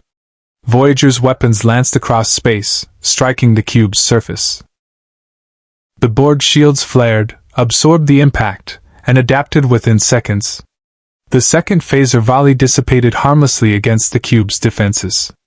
They've adapted, Tuvok reported unnecessarily. Superman stood at the rear of the bridge beside Batman, watching the massive cube fill the view screen. It was incomprehensibly large, a perfect geometric shape that seemed to defy the chaos of space itself. Each face was 3 kilometers across, studded with weapons, sensor arrays, and docking ports for assimilation vessels.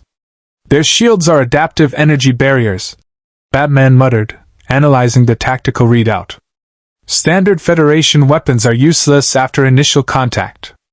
But kinetic impact might work, Superman finished. At least temporarily. Janeway glanced back. What are you thinking? The Borg have never encountered Kryptonian physiology, Superman said. They've adapted to energy weapons, but have they adapted to being hit by something traveling at significant fractions of light speed? 7 of 9's expression shifted, calculation mixed with concern. Superman, you are proposing to physically strike a Borg cube. The impact force required to damage their hull would be considerable, Superman agreed. But possible. If I can disable their tractor beam, Voyager can escape while they're focused on me. And then what? Chakotay demanded. You'll be surrounded by thousands of drones in the vacuum of space.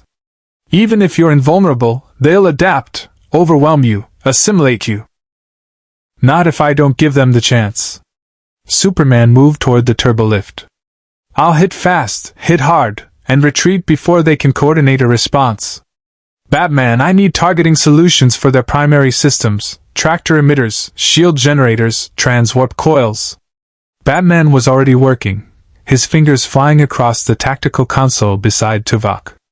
Uploading coordinates to your... Wait, how will you receive targeting data in space?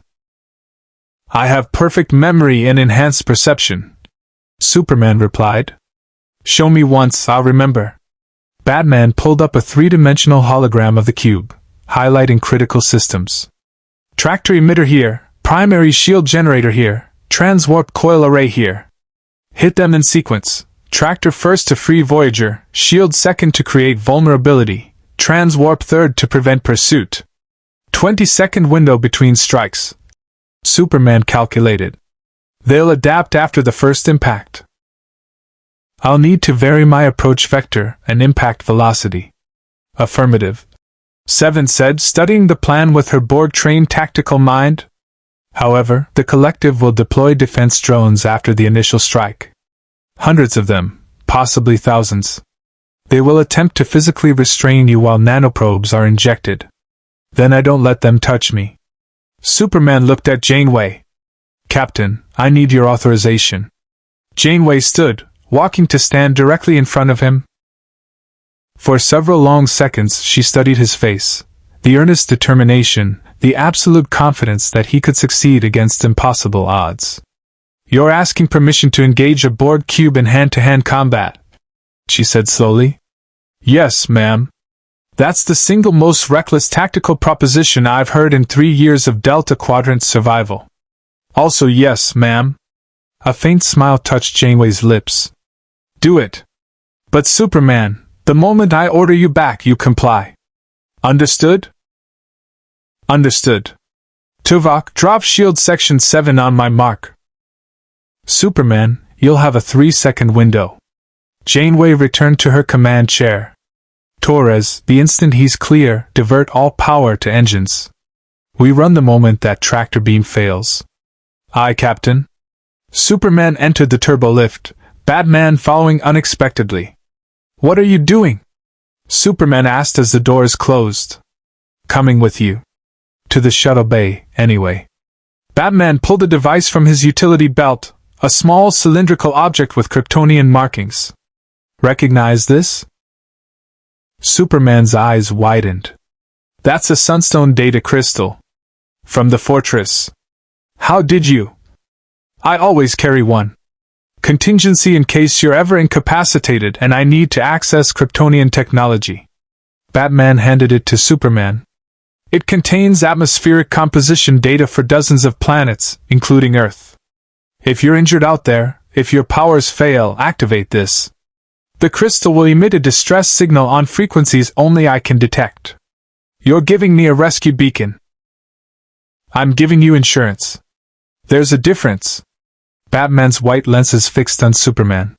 You're about to fight the Borg alone in space while operating at diminished capacity. That's tactically insane even for you. So I'm making sure that if things go wrong, I can find you. Superman pocketed the crystal. Thank you. Don't thank me. Just don't get assimilated. The turbolift opened to reveal the shuttle bay. And Superman? Hit them hard enough that the collective remembers Kryptonians as a species they don't want to encounter again. Superman smiled, that classic expression of unshakable confidence. Always do. Minutes later, he floated in Voyager's shuttle bay as the massive doors opened to reveal the Borg cube. It dominated his vision, blocking out stars, a monument to cold efficiency and relentless expansion. Shields dropping in 3, 2, 1 mark. Superman launched himself into the void. The sensation of flying through space was wrong somehow, not the effortless freedom he experienced on Earth, but labored, like swimming through thick atmosphere. His powers were diminished, his solar reserves depleting with each second away from stellar radiation. But he was still Superman. And the Borg were about to learn what that meant. He accelerated, pushing himself faster and faster until the cube's surface rushed toward him at terminal velocity. At the last possible instant, he angled toward the primary tractor emitter Batman had identified, a massive projection array that glowed with active power. Impact. Superman hit the emitter with the force of a meteor strike. Metal shrieked. Energy conduits exploded in cascades of plasma. The entire structure, easily the size of a building, tore away from the cube's hull and tumbled into space, trailing debris and sparking systems. Behind him, he felt Voyager's engines surge as the tractor beam failed. Alarms echoed across the cube's surface, not sound, since space carried no audio, but visible warnings. Lights flashed.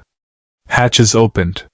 Thousands of Borg drones emerged onto the hull, moving with inhuman coordination. Superman was already gone, circling around to his second target. The primary shield generator pulsed with green energy, a massive sphere embedded in the cube's structure. Superman came at it from above, building velocity, channeling what remained of his solar reserves into the impact. This time, the explosion was spectacular. The shield generator detonated in a chain reaction that rippled across the cube's surface, creating a momentary gap in their adaptive defenses. "Voyager, shields are down in Section 4. Superman transmitted, hoping they were listening. "Fire everything you have, now!" Voyager's weapons blazed. Photon torpedoes streaked across space, striking the cube's exposed hull. Chunks of duranium armor vaporized under the assault. For the first time, the Borg cube showed actual damage. But the collective was adapting. Drones swarmed Superman's position, hundreds of them, launching themselves into space with magnetic boots and thruster packs. Their mechanical voices echoed across communication frequencies. "Resistance is futile. You will be assimilated. Your biological distinctiveness will be added to our own." Superman dodged, weaved, used his enhanced speed to stay ahead of grasping hands and injecting tubules. But there were so many. For every drone he evaded, 3 more appeared. They were learning his movement patterns, predicting his vectors. One grabbed his cape. Superman ripped free, but the momentary contact was enough. Nanoprobes launched from the drone's assimilation tubules, seeking his skin. Superman incinerated them with heat vision before they could reach him. But the effort cost him. His solar reserves dropped another percentage point. Third target, transwarp coils. Superman dove toward the cube's aft section where the massive coil array generated the energy needed for faster-than-light travel. This was the riskiest target, buried deeper in the structure, surrounded by redundant systems and automated defenses. Cutting beams lanced from the cube's surface, targeting him with terrifying precision. Superman rolled, dodged, used his X-ray vision to anticipate firing patterns. One beam grazed his shoulder, and even through his invulnerability, he felt heat. Pain. The Borg were adapting their weapons to harm him. He reached the transwarp coils and didn't hesitate, grabbed the primary coupling with both hands and pulled with every ounce of strength he possessed. The coupling held. Designed to withstand the immense energies of transwarp travel, it was reinforced beyond anything Superman had encountered. He pulled harder. Felt his muscles strain. His powers were failing, solar radiation depleted, and this was taking everything he had left. The coupling groaned. Began to crack. Then a Borg drone landed on his back, assimilation tubules driving toward his neck. Superman twisted violently, flinging the drone into space before the tubules could penetrate his skin. But 3 more drones replaced it immediately, magnetic boots clamping onto the cube's hull as they surrounded him. Their voices merged into a single chorus. "You will be assimilated. Resistance is futile." Heat vision lanced out, cutting through 2 drones before they could reach him. The third lunged, tubules extended, and Superman caught its arm mid-strike. He crushed the appendage, hearing metal and bone crunch together, then hurled the damaged drone into its approaching companions. But they kept coming. Dozens now. Hundreds. And his strength was fading. Superman returned his grip to the transwarp coupling, ignoring the drones climbing his legs and back. He pulled with everything remaining, feeling solar reserves drained to critical levels. His vision blurred. His muscles burned. The coupling shattered. Transwarp energy exploded outward in a cascade of exotic particles. Superman was thrown clear, tumbling through space as the cube's aft section erupted in secondary detonations. The Borg vessel lurched, its perfect geometry disrupted by internal explosions. "Superman, get clear!" Janeway's voice crackled through his communicator. "We're firing photon torpedoes into the breach, full spread." Superman accelerated away as Voyager's weapons blazed. Torpedoes streaked past him, diving into the wound he'd created. They detonated deep within the cube's structure, ripping through systems the Borg couldn't adapt to protect fast enough. The cube shuddered. Lights flickered across its surface. For the first time, the collective's voice carried something that might have been confusion. "Damage extensive. Adaptation incomplete. Recalculating tactical response. They're stunned." 7 of 9's voice transmitted. "Captain, this is our opportunity." "Already on it." "Tom, maximum warp, get us out of here." Voyager's engines flared, and the starship leaped to warp speed, leaving the damaged cube behind. Superman tried to follow, but his flight was sluggish, uncoordinated. He'd depleted too much energy. The void around him felt heavier, his invulnerability thinner. For the first time since arriving in the Delta Quadrant, he felt genuinely vulnerable.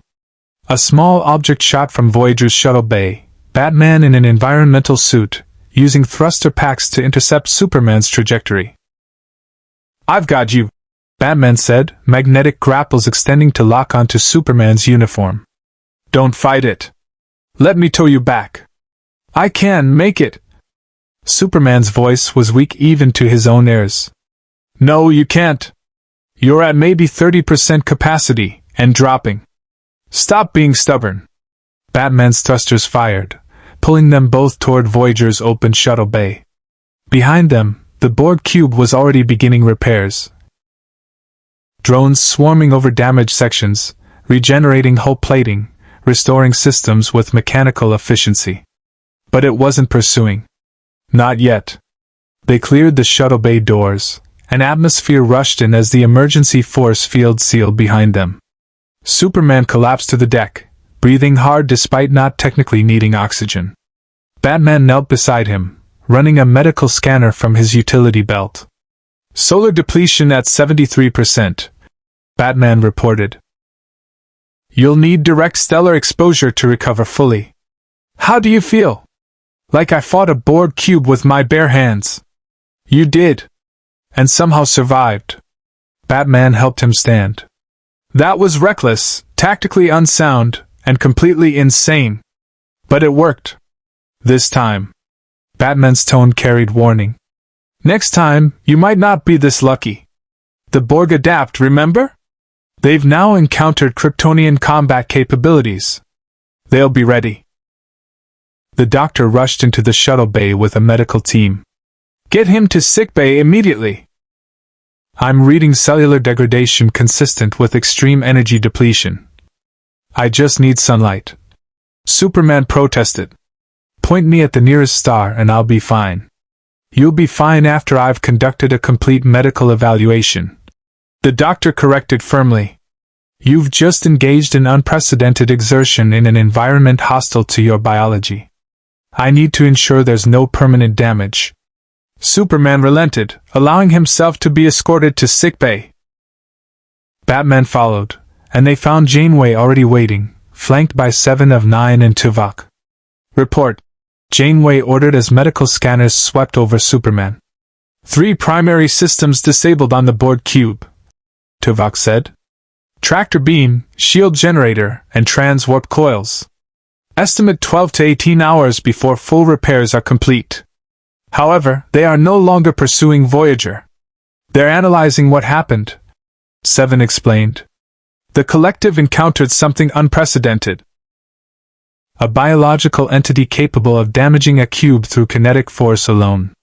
They will adapt their defenses, develop countermeasures, and transmit the data to all other cubes in the Delta Quadrant."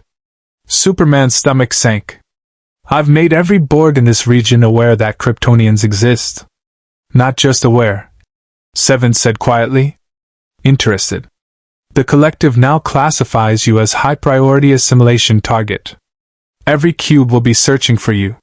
Then we use that. Batman interjected. Everyone turned to look at him.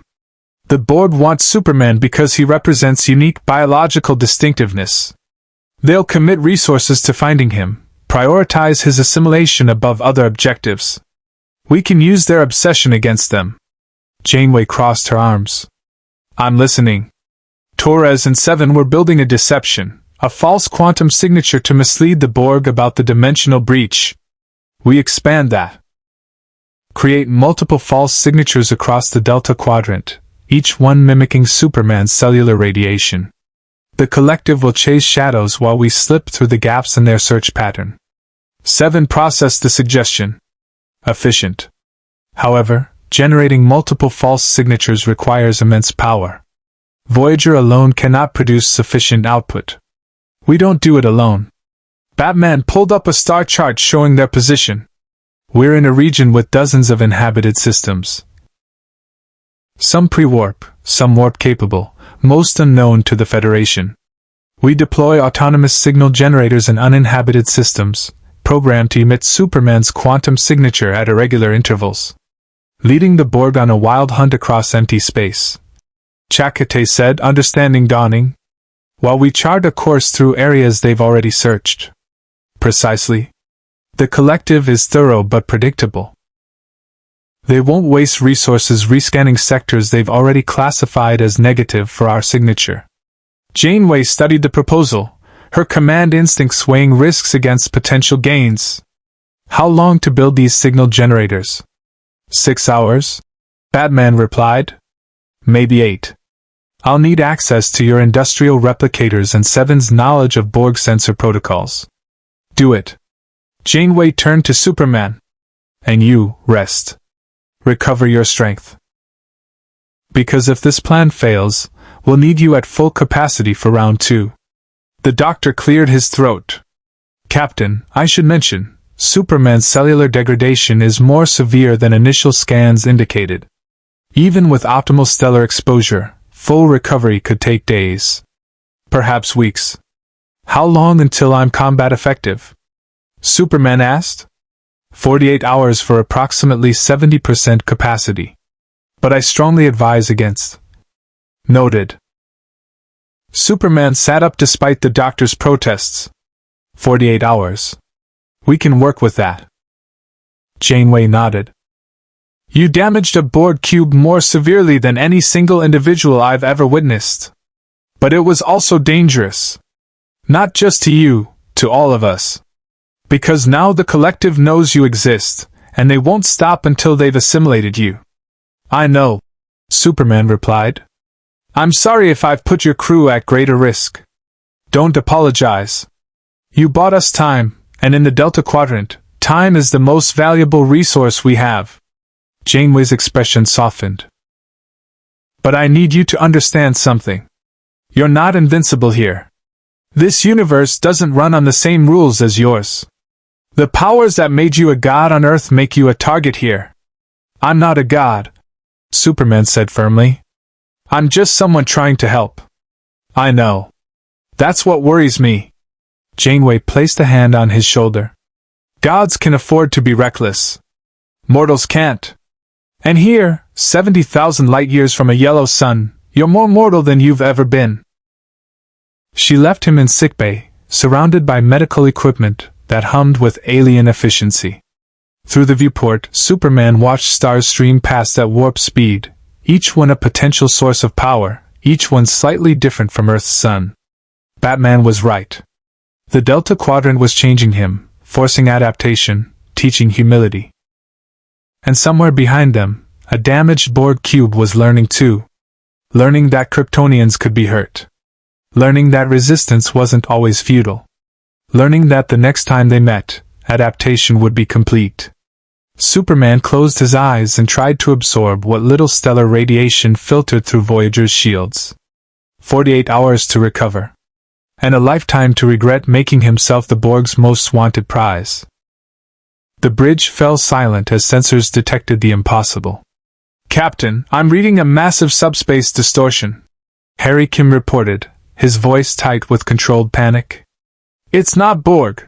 The signature is completely different. It's tearing space apart.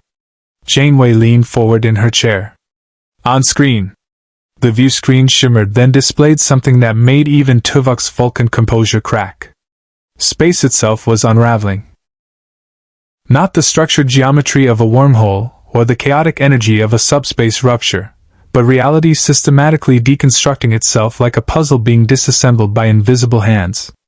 And standing at the center of the phenomenon, arms crossed and wearing an expression of infinite amusement, was a being in a Starfleet captain's uniform. "Oh no!" Janeway whispered. Q materialized on Voyager's bridge in a flash of light, his trademark smirk already in place.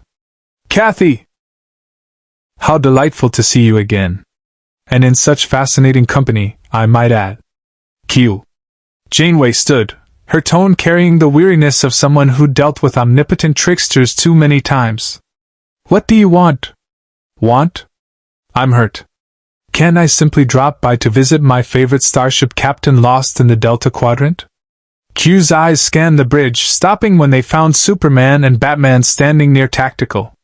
His smile widened. "Ah, there you are. Earth's little gods, so far from home. This is delicious." Superman stepped forward. "Who are you?" "I am Q, member of the Q Continuum, omnipotent being beyond your comprehension, an occasional thorn in Captain Janeway's side." Q circled Superman like a predator examining prey. "But the more interesting question is, what are you?" "A Kryptonian, 70,000 light-years from your dead planet, possessing powers that violate thermodynamics, causality, and several laws of physics I invented personally just to see what would happen." "You brought us here," Batman said flatly. "It wasn't a question." Q turned to face him, eyebrows raised. "Perceptive. I like this one, Kathy. He's paranoid, calculating, and trusts absolutely no one. Very Romulan. Very useful." He snapped his fingers, and suddenly he was dressed in Batman's armor, cowl and all. "How do I look? Brooding enough?" "Q, answer the question," Janeway demanded. "Did you bring Superman and Batman to the Delta Quadrant?" Q snapped his fingers again, returning to his Starfleet uniform. "Directly? No. That would be too simple, too obvious. I merely encouraged certain probabilities. Ensured that when your little experiment in the Batcave went catastrophically wrong, the dimensional rupture would deposit you precisely here, precisely now, in front of precisely this ship." "Why?" Superman's eyes began to glow red. "If you're omnipotent, you could have prevented the accident. Instead, you stranded us 70,000 light-years from Earth. Because I was bored." Q spread his arms theatrically. "Do you have any idea how tedious omnipotence becomes? I've witnessed the birth and death of universes. I've seen every possible outcome of every possible decision. Nothing surprises me anymore. Nothing challenges me. Until you two fell through reality and gave me the most entertaining scenario I've encountered in millennia." He snapped his fingers, and the bridge disappeared. Suddenly, they stood on an endless white plain that stretched to infinity in all directions, the Q Continuum's neutral ground. "What is this?" Chakotay reached for his phaser, finding it gone. "Relax, Commander. We're still on Voyager, technically. I've just expanded your perception to include this space." Q gestured, and images appeared around them, holographic recordings of Superman fighting the Borg cube, Batman analyzing Voyager's systems, Janeway negotiating with the Hyrogen. "You've been watching us," 7 of 9 observed. "Constantly. You're the best entertainment the Delta Quadrant has provided in decades." Q focused on Superman. "You, the last son of Krypton, beacon of hope, Boy Scout in primary colors. You believe in absolute good, in saving everyone, in never compromising your principles. But here, in this universe, your principles are tested every moment. The Prime Directive conflicts with your instinct to help. Starfleet's regulations conflict with your personal code. you're forced to choose between being Superman and being effective. He turned to Batman. And you, the Dark Knight master tactician, the man who plans for everything including his best friend's betrayal. You trust no one, question everything, and believe that preparation trumps hope every single time. But here, you're surrounded by people who operate on trust, on faith in Starfleet ideals, on hope that they'll make it home despite impossible odds. Your cynicism is constantly challenged by their optimism. Q snapped his fingers again, and they were back on Voyager's bridge, but everyone except Janeway, Superman, Batman, and Q were frozen in time. Here's what makes this fascinating. Q continued pacing between them. You two represent opposite philosophies. Hope versus preparation, idealism versus pragmatism, light versus darkness. In your universe, you balance each other. But here, in the Delta Quadrant, both approaches are equally valid and equally inadequate. Sometimes hope saves the day. Sometimes careful planning does. And sometimes, nothing works and people die anyway. Get to the point. Batman said coldly. What do you want from us? I want to test you. Q's expression shifted from amused to genuinely curious. I'm going to present you with a choice, an impossible situation where your principles and Janeway's regulations are in direct conflict. And I want to see what you choose. Do you follow Starfleet rules and let innocent people die? Do you abandon your codes to save lives? Or do you find that narrow third option that preserves both? This is a game to you, Superman said, disgust evident in his voice. Everything is a game when you're omnipotent, my dear Kryptonian. But that doesn't make the stakes any less real. Q waved his hand, and the view screen displayed a planet, lush green, populated by billions. That's Kellmagne, Janeway said immediately. We encountered them months ago. A pre-warp civilization experiencing accelerated time due to spatial anomalies. They're not supposed to know about space travel for another few centuries. Correct. Q applauded. Gold star for Kathy. But here's where things get interesting. 3 days from now, a Borg cube will detect Kellmagne. The collective will assimilate the entire population, 12 billion sentient beings added to the hive mind. Normally, you'd be bound by the Prime Directive. You can't interfere with pre-warp civilizations, even to save them from extinction. Superman's fists clenched. That's insane. If we have the power to save them, then you violate the Federation's most sacred principle. Q interrupted. You reveal advanced technology to a society unprepared for it. You shatter their worldview, their religions, their entire understanding of reality. You play God. And Captain Janeway, Q turned to her, you face court-martial when you return to the Alpha Quadrant. Assuming Starfleet Command doesn't simply imprison you for life. Janeway's expression was stone. What's the alternative? You follow the Prime Directive. You document the Borg's arrival, record the assimilation for Starfleet records, and do nothing. 12 billion people become drones, but you preserve Federation law. Q's smile was cruel. Or, and here's option 3, you find a way to save Kellmagne without revealing yourselves. Operate in shadows, manipulate events subtly, and hope the civilization never discovers who saved them. That's impossible, Batman said. The Borg are thorough. Any intervention will leave evidence. Kellmagne's scientists will detect our presence. Precisely. Q clapped his hands together. Impossible. Which makes this test so delicious. Superman wants to save everyone. Batman wants to prepare for every contingency. Janeway wants to follow Starfleet principles. But you can't satisfy all three objectives simultaneously. Someone's values get compromised. Someone betrays who they are. He began to fade, his voice echoing across the bridge. You have 72 hours before the Borg arrive at Kellmagne. Decide carefully. Because this choice will define whether you're heroes, Starfleet officers, or simply survivors willing to watch billions die to preserve a rule written by people who've never faced the Delta Quadrant's realities. Wait. Superman called out. You said you're omnipotent. You could save them with a thought. Why make us choose? Q's face reappeared, suddenly serious. Because I can't learn from omnipotence, Kal-El. I can only learn from watching those with limits struggle against impossible odds. You three represent different approaches to the same question. How do you preserve your soul when the universe demands you compromise it? He vanished completely. Time resumed. Chakotay blinked, looking around in confusion. What just happened? I felt like I skipped a few seconds. Janeway, Superman, and Batman exchanged glances. Red alert, Janeway ordered, her voice heavy with the weight of Q's challenge. Senior staff to the briefing room immediately. We have 72 hours to solve an impossible problem. As the crew scrambled to their stations, Superman turned to Batman. We're going to save them. All of them. I know, Batman replied. But the question is how? And whether we'll still be ourselves when we're done. Through the view screen, Kellmagne rotated peacefully. 12 billion lives unaware that their existence had become the center of an omnipotent being's test.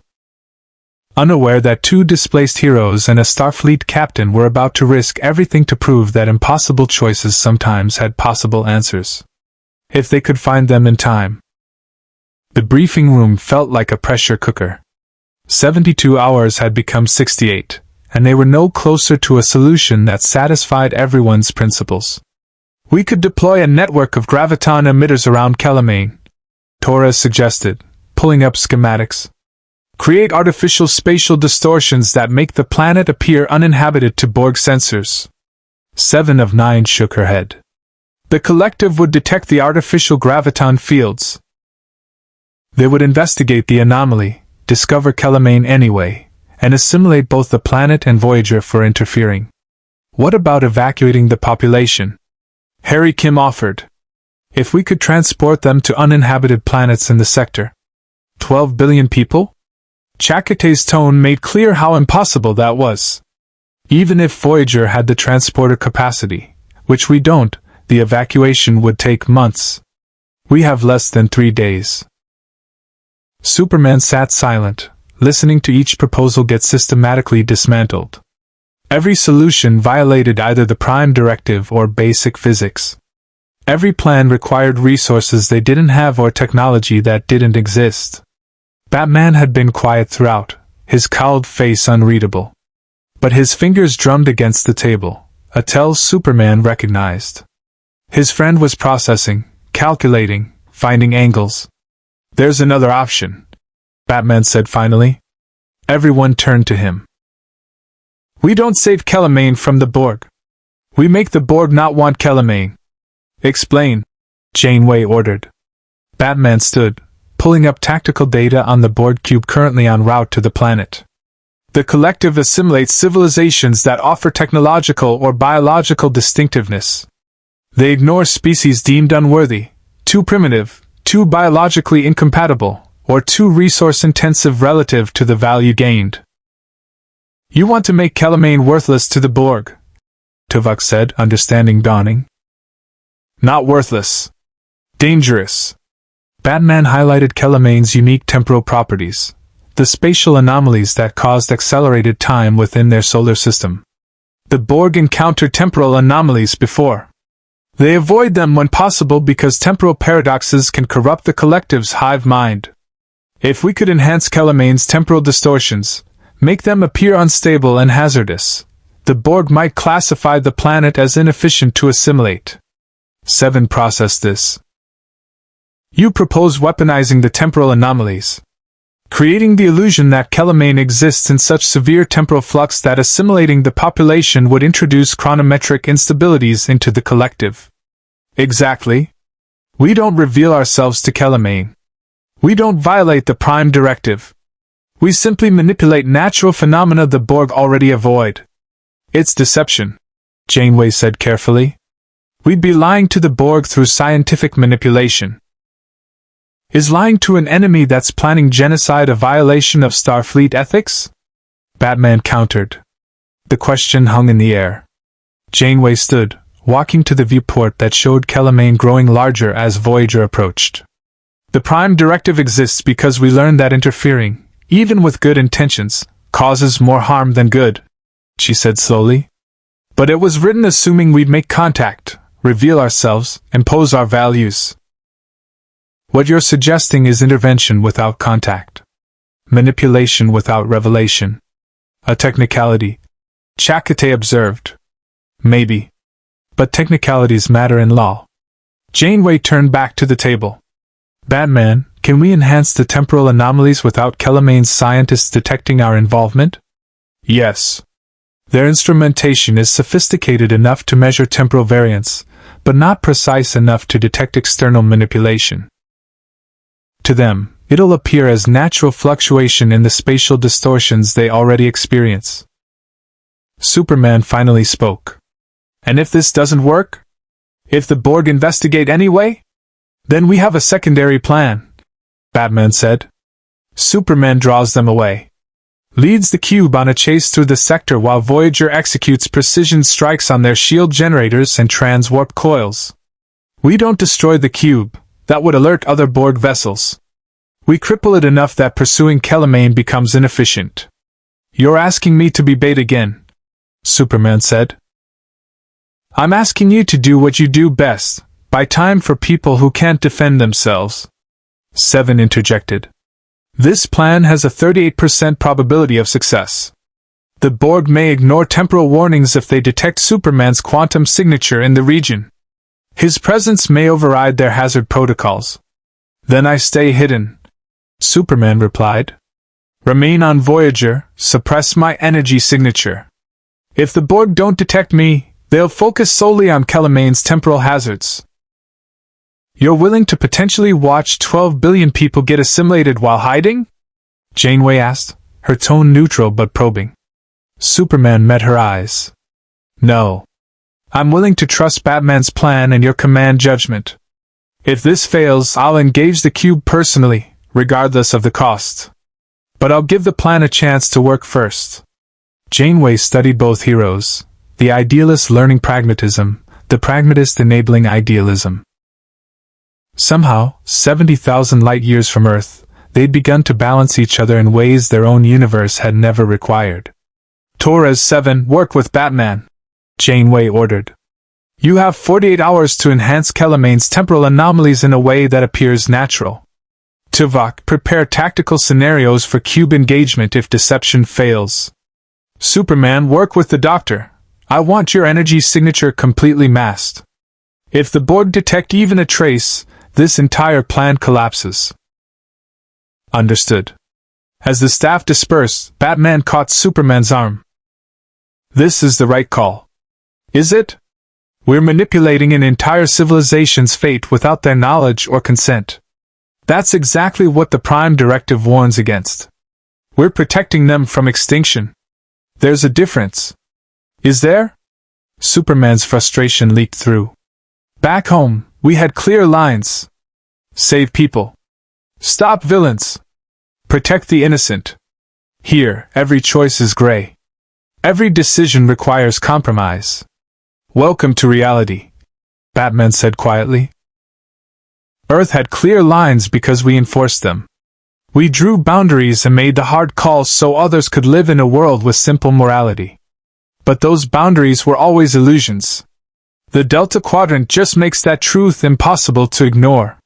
Superman pulled away. I didn't come here to become cynical. You came here because Q manipulated probability. You're staying because these people need you. Batman's tone softened fractionally. I know this isn't the fight you wanted.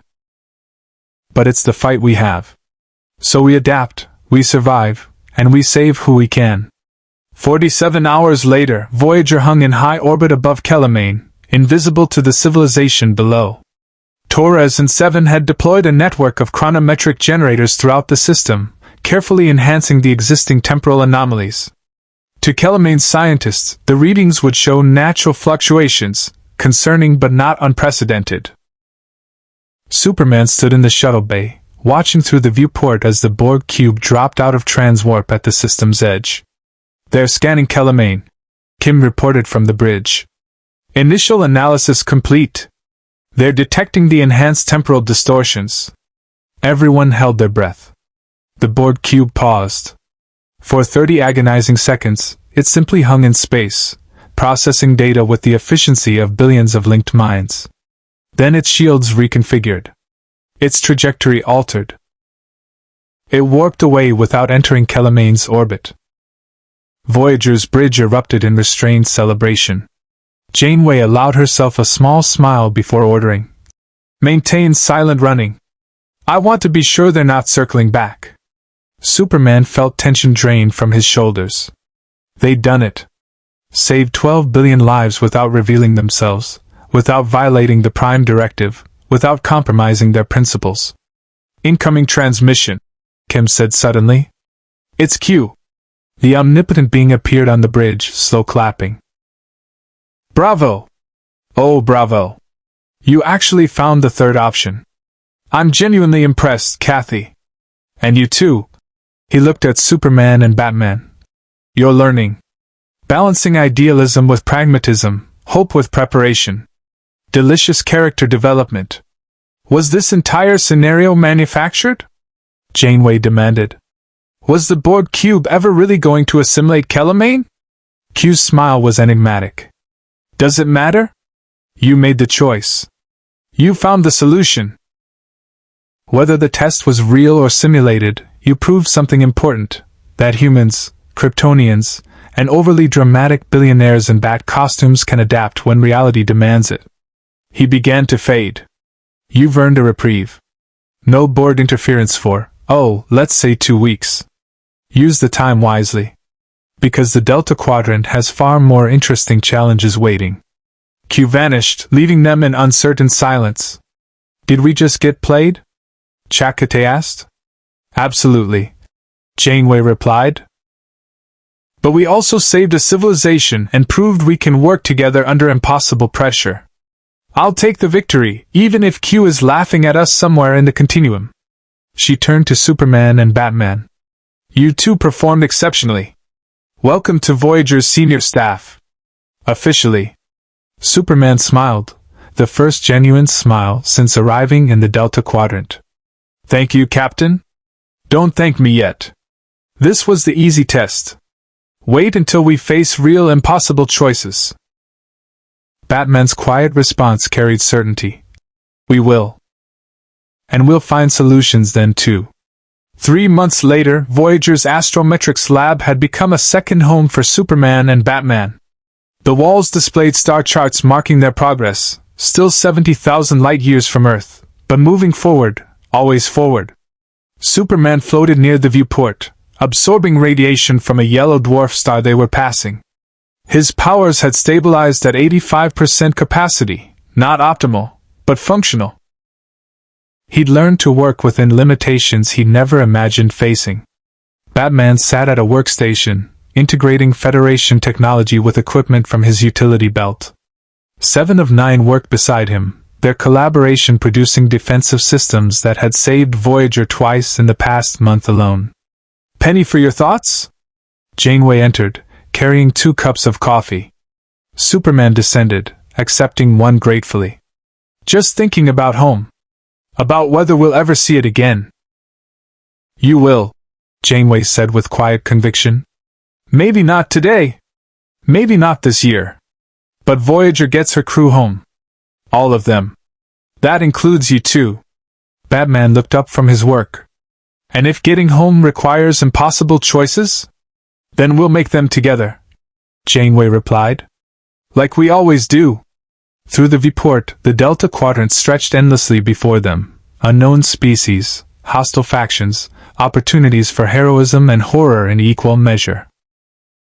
Superman and Batman had fallen through reality into a universe that challenged everything they believed. But they'd found something unexpected, a crew that had become family, a captain worth following, and a mission that demanded they become more than heroes. They'd become Starfleet.